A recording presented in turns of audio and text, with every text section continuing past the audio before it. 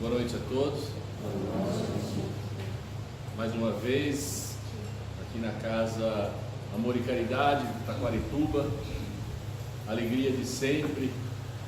Vocês vão cansar de me ver e ouvir falar do quanto é gostoso vir aqui, o quanto faz bem, a energia maravilhosa que essa casa tem e o como a gente sai daqui muito melhor do que quando entrou, todas as vezes.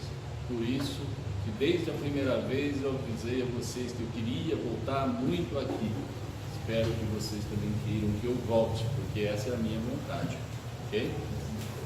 Muito obrigado pela presença.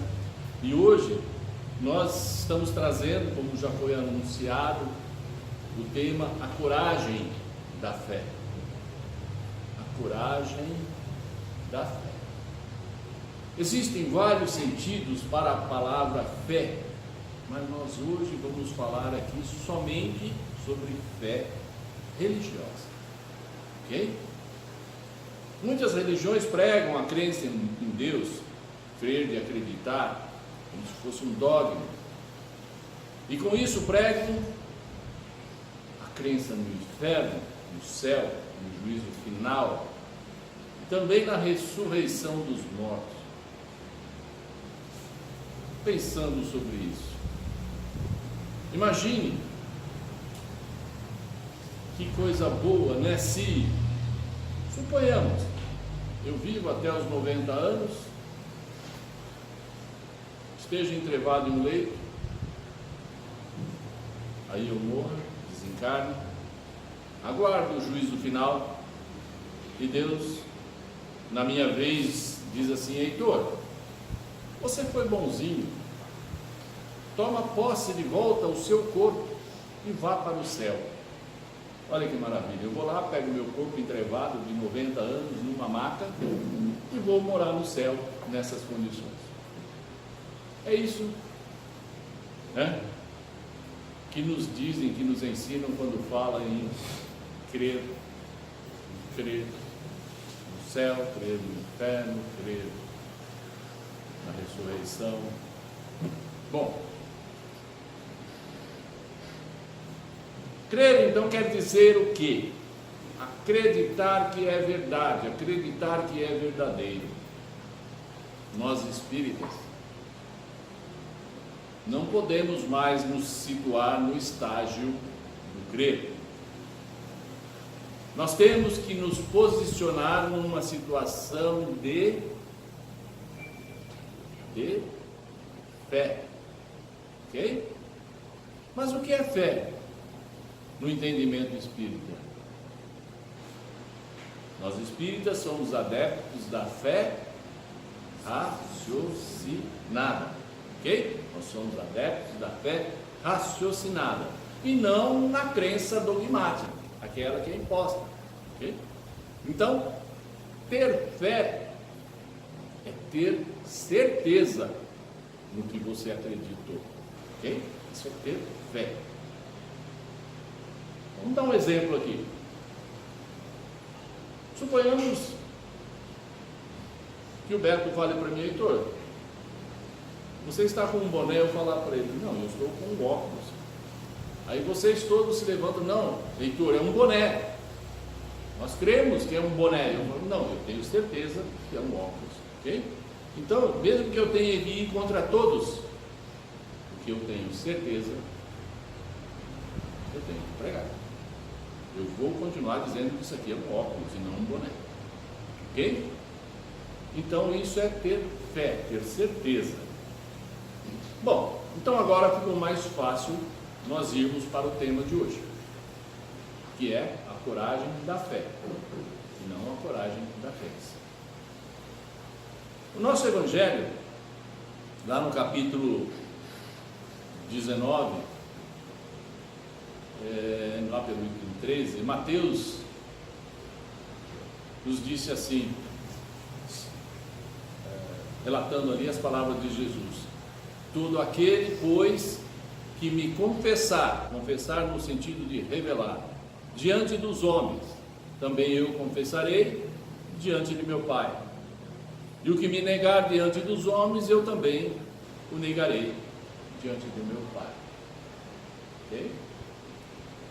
E Lucas também nos trouxe mais algumas palavras de Jesus semelhantes. E lá em Lucas 9:26 está assim: porque se alguém se envergonhar de mim e das minhas palavras, também o Filho do Homem se envergonhará dele, quando vier na sua majestade, e na de seu Pai, e na de todos os santos os anjos. Ok? Bem,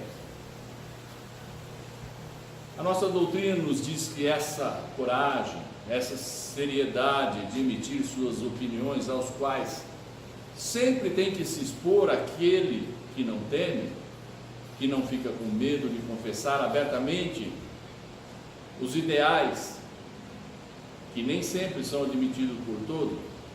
Aquele que confessa sempre mereceu a consideração dos homens e de Deus, porque é uma prova de dignidade enfrentar os perigos, as perseguições, as discussões e até mesmo comentários sarcásticos. Isso significa, ou isso quer dizer, dignidade. Ok? Assim nos ensina a nossa doutrina. Então, recuar, se omitir, ao invés de sustentar as próprias opiniões e, com isso, evitar consequências, é sempre um ato de fraqueza. Mas há casos em que isso se equivale a uma covardia tão grande como se fosse fugir no momento de uma luta, de um combate. Tá? Então, se omitir daquilo que se tem convicção, do que se tem fé, é uma covardia. Jesus estigmatiza essa covardia no tocante ao problema especial da sua doutrina cristã, ao dizer que se alguém se envergonhar dele, das suas palavras, ele também se envergonhará daquilo. Aqueles que temerem confessar-se discípulos da verdade, não são dignos de ser admitidos no reino da verdade, ou no reino dos céus. Enquanto isso, os que colocam a verdade acima dos seus interesses materiais, proclamando-a abertamente, trabalham ao mesmo tempo pelo futuro dos próximos e também no futuro de si próprio. O mesmo acontece conosco, os adeptos do Espiritismo, pois sendo a nossa doutrina o desenvolvimento e a aplicação da doutrina do Cristo ou do cristianismo, a eles também se dirigem essas palavras do Cristo, quer dizer, a todos nós. Eles semeiam na terra o que colherão na vida espiritual, os frutos da sua coragem ou da sua fraqueza. Isso é o que nos diz o tema de hoje. Nós receberemos os frutos da nossa coragem em professar a nossa fé cristã, fé espírita, ok? Então, pensemos um pouco sobre o que nos diz a doutrina, que eu acabei de reler para vocês. Pensemos sobre esses ensinamentos da coragem e da fé. Desses ensinamentos que Jesus, o nosso mestre, passou, podemos extrair que não basta crer em algo. O homem deve viver na conformidade, ou seja, praticando as suas crenças. Ele deve comungar com o ideal e é necessário ser fiel a ele. Em um mundo corrompido, a fidelidade a uma concepção de vida mais pura não é nada fácil. Nós vivemos no nosso planeta um período de grave crise moral.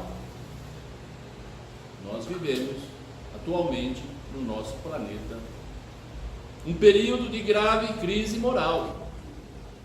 A libertinagem impera usando o nome de liberdade.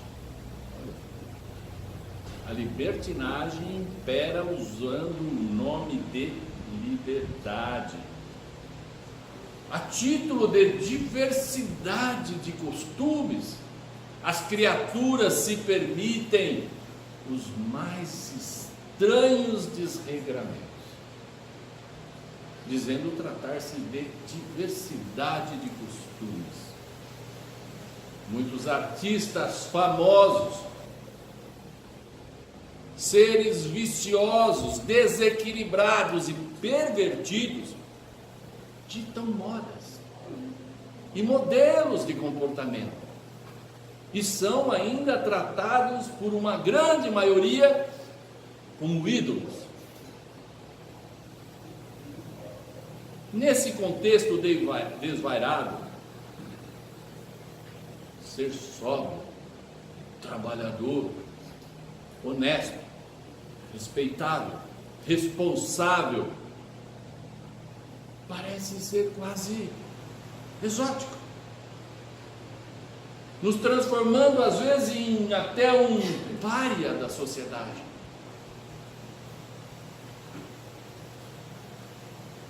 O homem pouco reflexivo, o homem que quase não pensa, pode se sentir tentado a seguir esta onda de modernidade.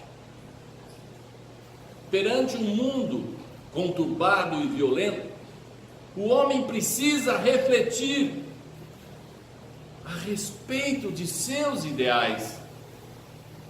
É preciso ponderar um pouco. É preciso analisar o que está acontecendo.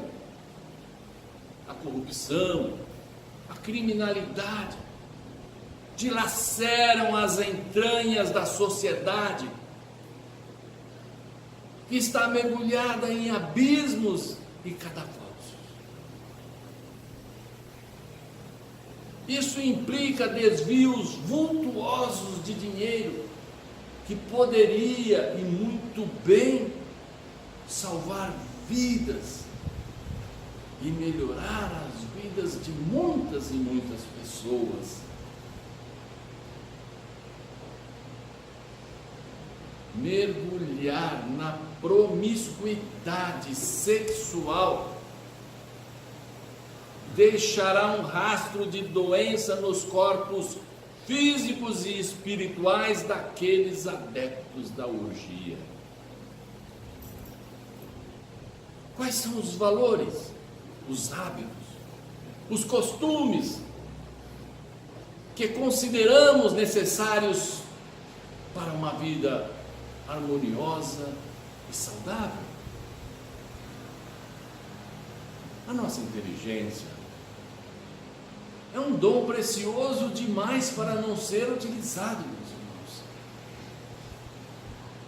irmãos. Urge, de nossa parte, lançar um olhar crítico sobre esses novos hábitos da sociedade e meditar sobre todos eles. Vocês acham que seria agradável a nós, os próprios filhos, vermos os nossos pais vivendo de uma forma destrambelhada? Ou aos nossos filhos nos verem assim? Ou nós vermos um ente querido, um irmão, um tio, um avô, sofrendo na porta de um hospital, sofrendo ali as consequências da conduta repreensível de outros.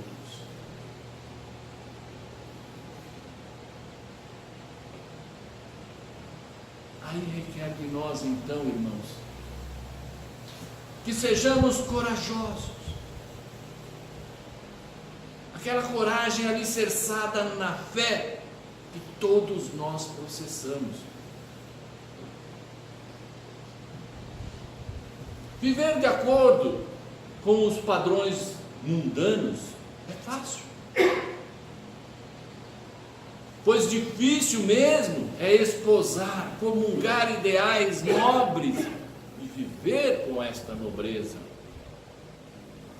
Ser fiel ao seu ideal não significa ficar convertendo compulsoriamente todos os seus semelhantes.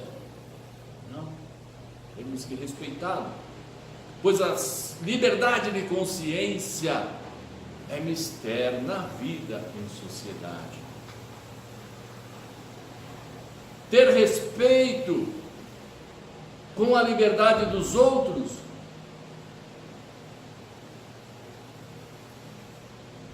não é comungar com os seus equívocos, é apenas respeitar. Viver em paz é necessário aprender a conviver com os diferentes. Mas viver pacificamente não é sinônimo de sermos passivos.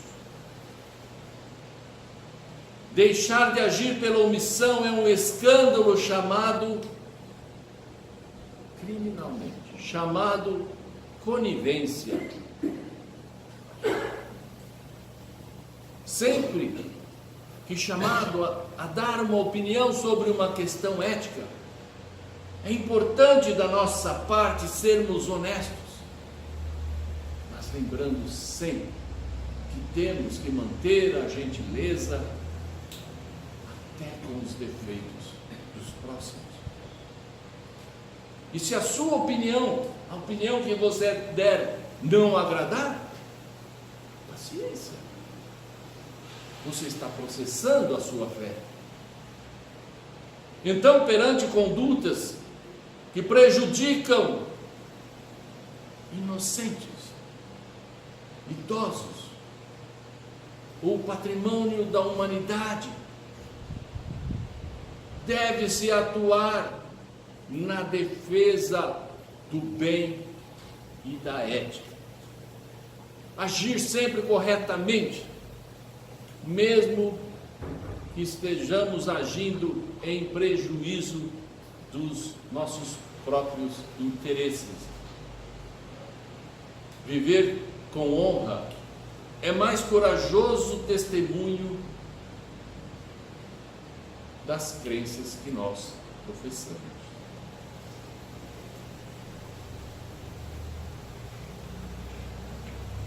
Eu trouxe para a noite de hoje um fato bíblico, que é visto apenas como mais um milagre da cura de Jesus, ou das curas. Mas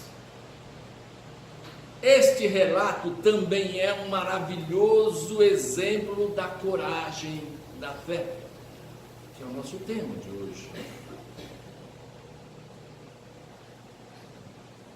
Alguns historiadores afirmam que ela se chamava Berenice. Berenice era o nome dela. Ela nascera na Cesareia de Filipe. Apesar de ela possuir vastos recursos financeiros, ela não conseguia lograr êxito para curar uma hemorragia ininterrupta que lhe retirava todas as suas forças físicas, conduzindo o seu corpo a um processo de anemia profunda, aguda, que a fazia declinar de fraqueza dia após dia.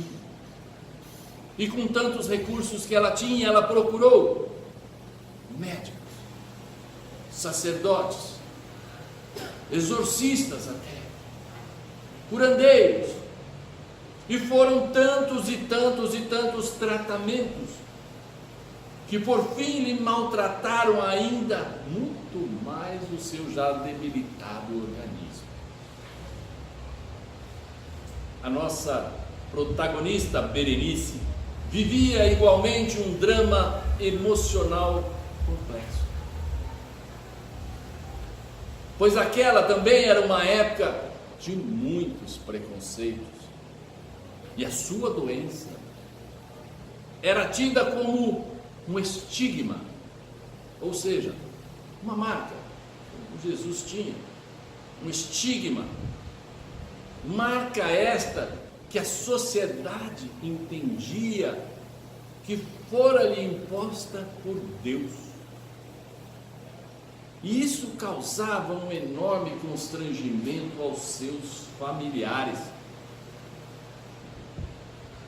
E por isso, por ela lhes causar vergonha dela, então, todos se afastaram, deixando-a completamente só.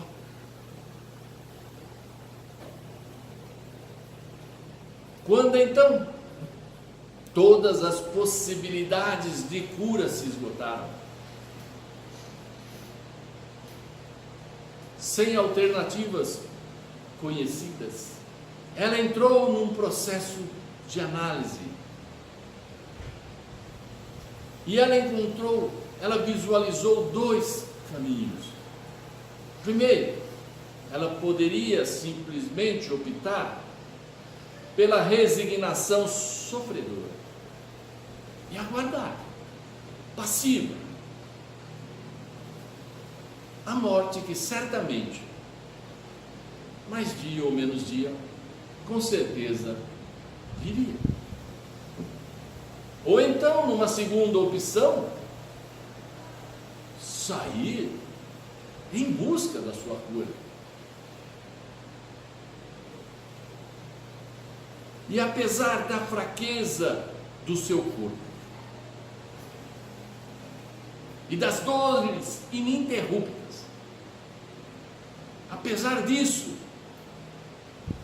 ela era dona de uma vontade inquebrantável.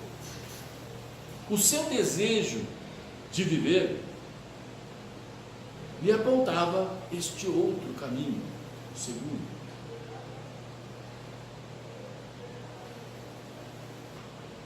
Acontece que Berenice, ela tinha desenvolvido em seu coração o germe, a semente da fé. Fé que gerou nela uma coragem imbatível.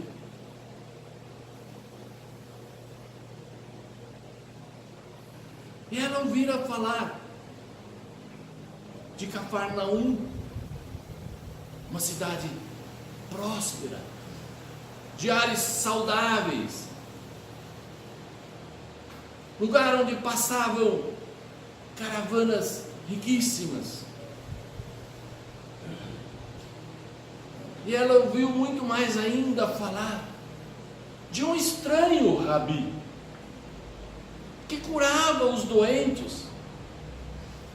E esse rabi ainda anunciava a chegada de um novo reino.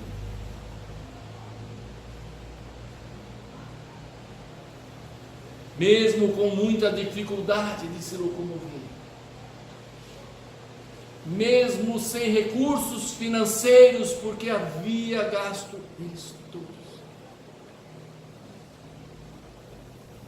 em algumas semanas, Berenice conseguiu chegar em Cafarnaum.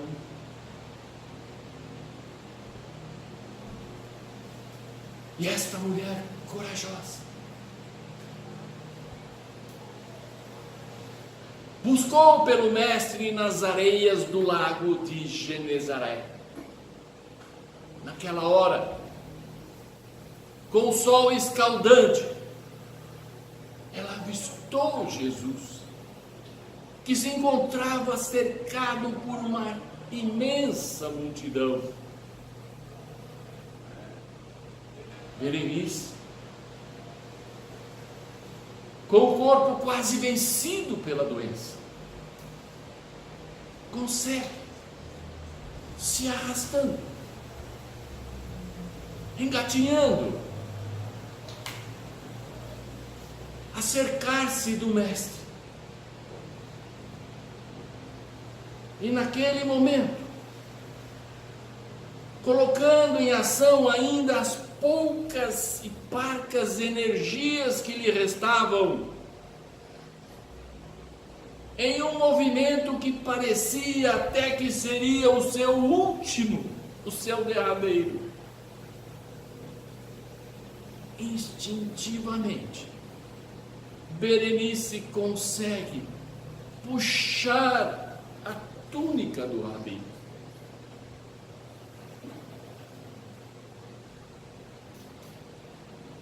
Quem tocou as minhas vestes?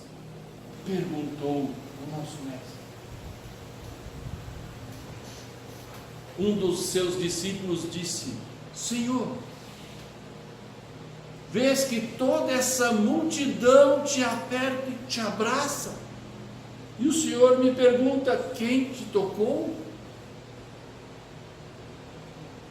Mas o olhar do divino Senhor seguiu um canal de fluidos curadores que partiam dele em direção da enferma Berenice. A respeitável e sensível senhora, extremamente emocionada, já em visível estado de graça, começava a sentir em seu corpo as milagrosas transformação, modificando o seu organismo carnal. Revolução esta, ocasionada pela ação sublime do amor do nosso querido Mestre. Ela, se derramando em lágrimas e profundamente agradecida, responde: fui eu, Senhor, fui eu quem tocou as suas vestes. E o Mestre, com muita compaixão, dirigiu-se a ela dizendo: filha, olha o termo, filha, a tua fé te salvou. Filha, a tua fé te salvou. Vai em paz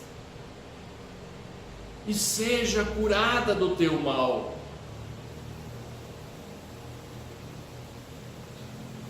Ele não disse: eu te curei. Ele a chamou de filha e disse: a tua fé te curou.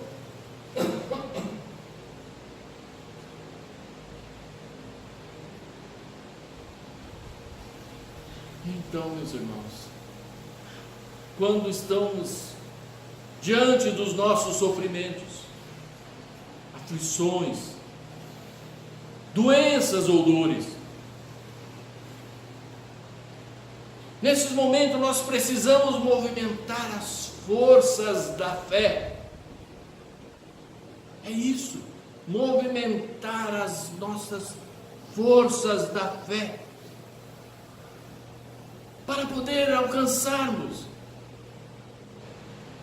nem que também tenhamos que fazer um esforço hercúleo,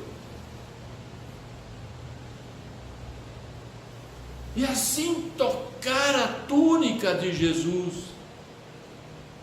É isso, irmãos, fazer fazer nem que seja o nosso maior esforço e tocar a túnica de Jesus.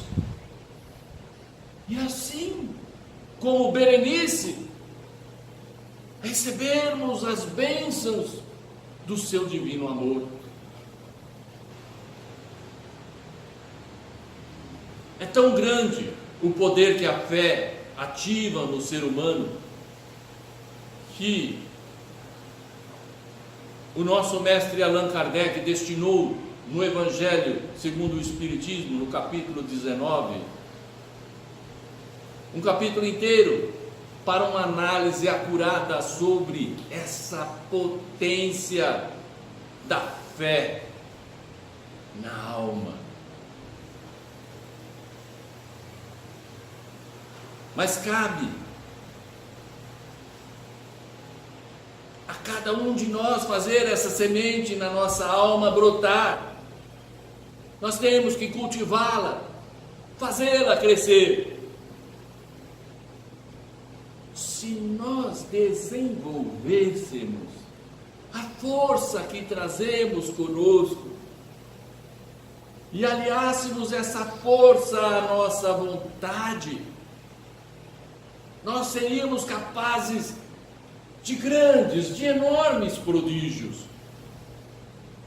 Kardec até nos aconselha nesses capítulos para não confundirmos a fé com presunção. A fé verdadeira segue os passos da humildade, que deposita sempre muito mais certeza na fé em Deus, enquanto se vê como nós sendo simples instrumentos da vontade divina. Diz ainda lá no capítulo 5 no artigo 5º do capítulo 19, o poder da fé. Olha o que Kardec nos ensina: o poder da fé tem aplicação direta e especial na ação magnética. Ele explica: graças a ela, o homem age pelo pensamento e pela vontade sobre o fluido cósmico universal. Pensamento, vontade, atuando sobre o fluido cósmico universal. E graças à fé que ele tenha, graças à fé, modifica-lhe a qualidade e lhe dá então um impulso irresistível. Eis porque que alia, que junta a fé ardente a um grande poder fluídico que é natural, o fluidico cósmico universal, pode então operar unicamente pela sua vontade, voltada sempre para o bem, esses estranhos fenômenos de cura. Pensamento, vontade, fé, fluido cósmico universal, tudo isso junto, cura. Kardec nos ensinando.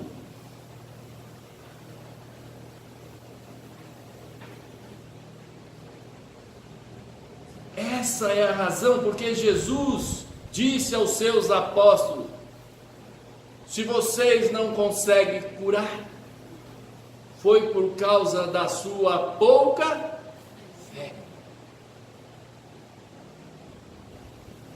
Não consegue curar por causa da sua pouca fé. Meus irmãos, nós somos imortais. Portanto, a doença é tão somente um caminho de educação e de expurgo que será vencido ou aqui, ou em outra vida, ou num outro plano existencial, mas será vencido todas as doenças. Para isso, nós jamais ficamos sozinhos, estamos sempre acompanhados para poder conseguir isso. Nós estamos sempre orientados pelos nossos guias, nossos anjos da guarda, nossos espíritos familiares. Os recursos que precisamos sempre virão, basta que façamos o que precisamos fazer.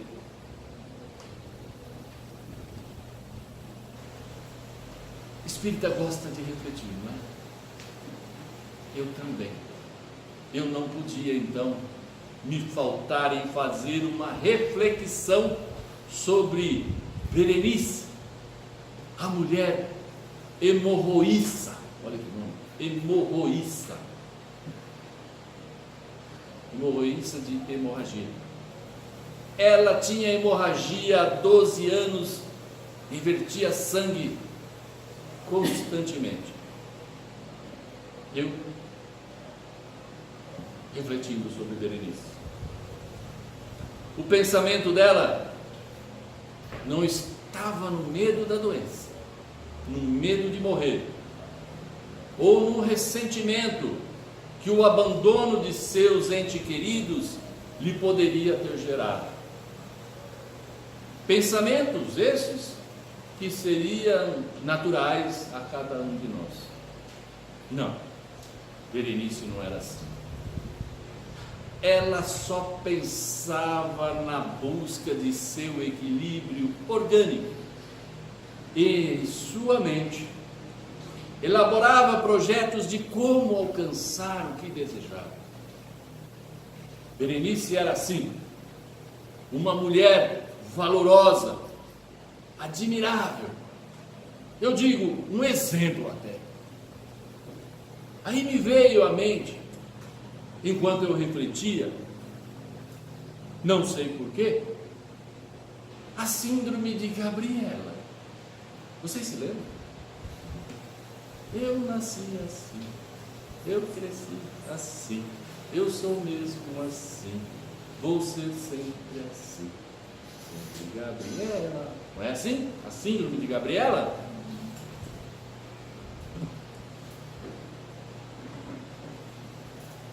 E eu não sabia por que isso veio na minha mente. E tive então que refletir sobre isso também. E meio que querendo aqui fazer uma homenagem endereçada e ainda enaltecendo a nossa personagem, eu particularmente sugiro utilizarmos os exemplos de Berenice como uma síndrome. Se Gabriela tem, por que Berenice não?